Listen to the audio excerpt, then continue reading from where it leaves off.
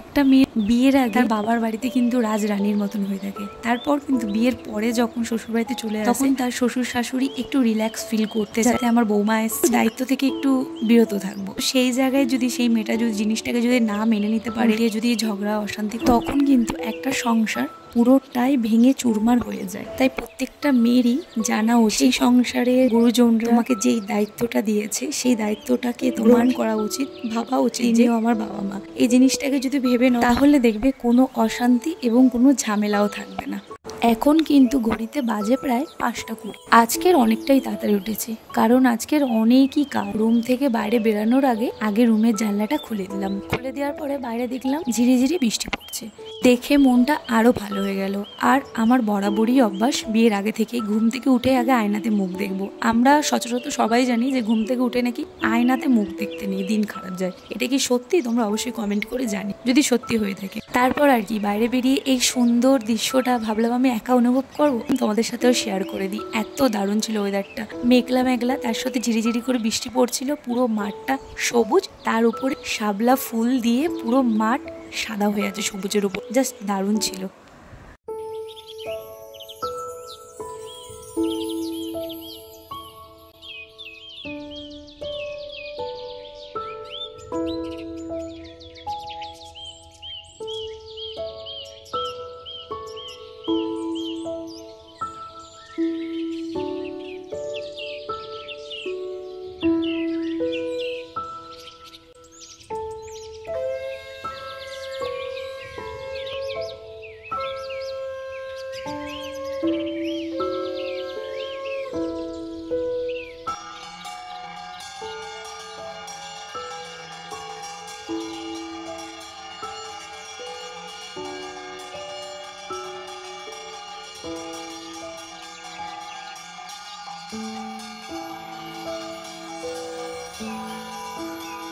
পুজোটা আমার কমপ্লিট হয়ে গেল।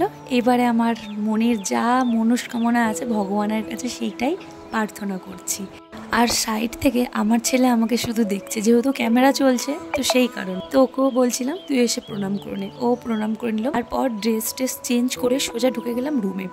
এ হলো আমার ছাত্র মানে আমার কাছে পড়ে, টিউশন পড়ে। তো এখন আমি ওকে একটু পড়িয়ে নেব। পড়ে নেওয়ার পরে আবার বাদবাকি যেসব সংসারের কাজকর্ম আছে সমস্ত কাজে হাত দেবো। তো সবটাই তোমাদেরকে দেখাবো, আর কি জন্য আমি এত তাড়াতাড়ি উঠেছি তো সেইটাও তোমাদের সাথে শেয়ার করবো। তার জন্য পুরো ভিডিওতে চোখ রাখো। একে পড়িয়ে মানে আমার একটা জিনিস এতটাই সুবিধা হয়েছে, যেহেতু আমি একে যখনই পড়তে বসাই তখনই আমার ছেলে ওর বই খাতা নিয়ে ও চলে আসে পড়তে বসতে। তো এক ফাঁকে আমার দুটো কাজই হয়ে গেল, এই আর কি। তারপর আর কি ছুটি দেওয়ার পরে শ্বশুর শাশুড়ি হাজবেন্ড একসাথে বসে টিফিন করলাম, চাও খেলাম, যেটা আমাদের সকালবেলার মোস্ট ইম্পর্টেন্ট, মানে আমাদের চা খেতেই হবে। তো আমাদের বাড়িতে 24টা ঘন্টার মধ্যে প্রত্যেকটা সময়ের মধ্যে যে যার কাজে ব্যস্ত থাকি, হয় রান্নার কাজে, হয় যে যার নানান রকম কাজে ব্যস্ত থাকি, কিন্তু এই চা খাওয়ার সময়টা মানে বেস্ট ভীষণ মজা হয় এই চা খাওয়ার সময়টা। সবাই গল্প করি একসাথে, নানান রকমের গল্প। আর সবকিছু দেখানোটা সম্ভব হয় না, যেদিনকে সম্ভব হবে তোমাদেরকে অবশ্যই দেখাবো আমি।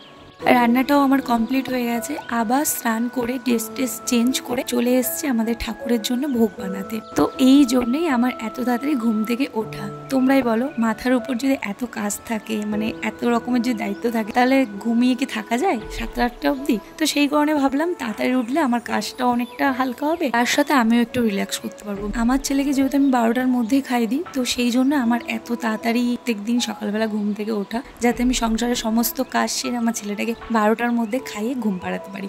তো এইটাই হলো মেন পয়েন্ট। তো চলো আমি ঠাকুরের জন্য একটু ভোগ করে নিচ্ছি, লুচি বানিয়ে নিচ্ছি। আর ওইদিকে আমার শাশুড়ি সমস্ত ঠাকুর ঘরে ঠাকুরের যেসব যাবতীয় জিনিসপত্র প্রয়োজন সেই সব জিনিসপত্রগুলো গুছাচ্ছে।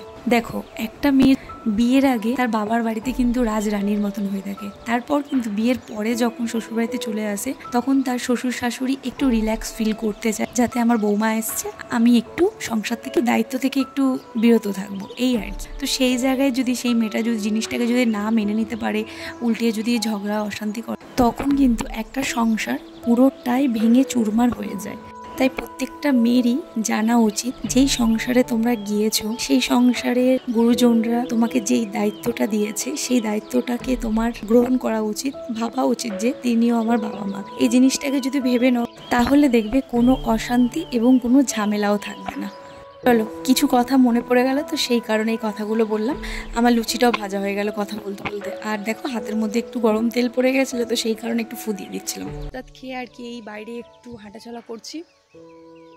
কর্তামশাই ভাত টাত খেয়ে বেরিয়ে পড়েছে, কাজে চলে গেছে। তো চলো তোমাদেরকে একটা জিনিস দেখে আমাদের কাছে কেমন পরিমাণে যে বাতাবি লেবু হয়েছে, তারপরে কাঁঠাল হয়েছে, আরও কিছু কিছু ফল আছে। তোমরা হয়তো অনেকেই জানো যারা আমার ব্লগ দেখো, যে আমাদের বাস্তবাড়িতে অনেক রকমের ফল গাছ আছে টুকটাক। চলো তোমাদেরকে একটু দেখ।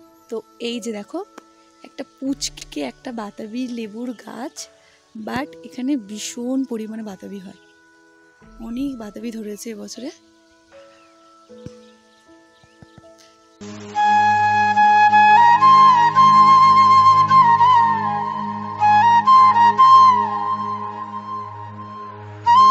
এই গাছটাতে প্রচুর পরিমাণ পেয়ারা হয়েছে আর কি, পেয়ারা হয় প্রচুর পরিমাণে ধরেছে। ফোনটা অতটা ঠিক ক্যামেরাটা ভালো না, তো তো সেই জন্য ক্যামেরাতে উঠছে না। আর এটা তোমাদের গোডাউন, আর এই যে আমার একটা ছোট স্বর্গ।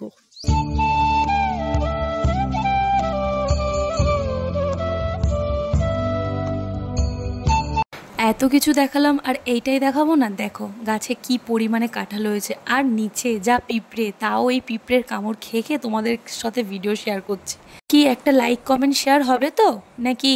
এইটা যেহেতু অনেক আগেকারের ভিডিওগুলো আমি শ্যুট করে রেখে দিয়েছিলাম, বাট এডিট করার সময় পাচ্ছিলাম না, তো সেই কারণে তখন গাছে কাঁঠালটা অনেকটাই ছোট ছিল, তো সেই কারণে ছোট ছোট দেখাচ্ছে। এইগুলোর এক একটা করে কেজি অনেক অনেক করে হয়। আর কি করবো বলো, গরিব মানুষ, আমার কাছে ড্রোন ক্যামেরা নেই যে ঘুরে ঘুরে দেখাবো। তা আমি যেরম পেরেছি সেরম দেখিয়েছি। তো চলো, অনেক গল্প মারলাম, অনেক আড্ডা দিলাম তোমাদের সাথে। আবার দেখা হবে পরে নেক্সট কোনো ভিডিওর সাথে। ততক্ষণ সবাই ভালো থেকো, সুস্থ থেকো। আর যদি ভিডিওটা ভালো লেগে থাকে প্লিজ প্লিজ প্লিজ সবাই একটা করে লাইক করে দিয়ে যেও। চলো এখন টাটা।